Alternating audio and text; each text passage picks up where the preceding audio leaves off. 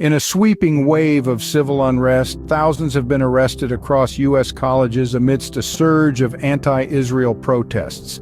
The situation has escalated to a national level, stirring controversy, sparking debates, and leading to a significant number of arrests.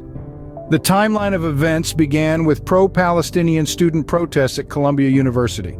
Despite facing arrests and suspensions, these students held their ground, continuing to voice their dissent. The university's decision to call on law enforcement resulted in 113 arrests, and even led to the suspension of some students. The university's handling of the situation, however, was met with backlash and accusations of censorship and failure to protect students.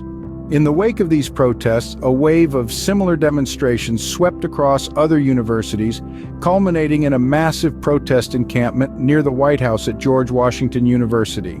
Here, students, professors, and activists gathered to show solidarity with Palestinians and demand an end to their college's complicity in Israel's human rights abuses.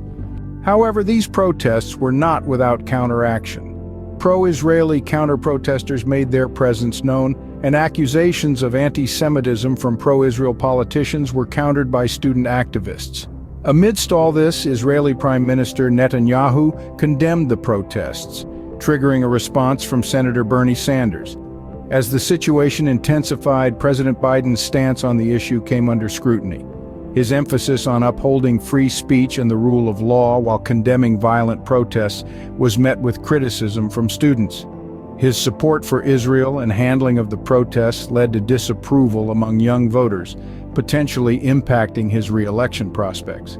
The climax of this turmoil came when thousands were arrested at colleges across the U.S. to clear anti-Israel protests and encampments. Columbia University President Minouche Shafik addressed the unrest on campus, condemning the occupation of a building by protesters, and emphasizing the need for empathy and compassion.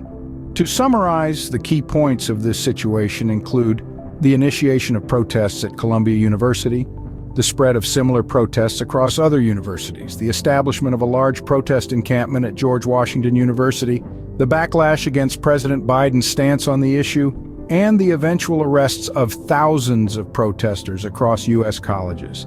The unfolding of these events underlines the complex and multifaceted nature of the Israeli-Palestinian conflict and its far-reaching influence on global politics and social movements. As the situation continues to evolve, one thing remains clear: the voice of the youth, their passion for justice, and their desire for change cannot be easily silenced.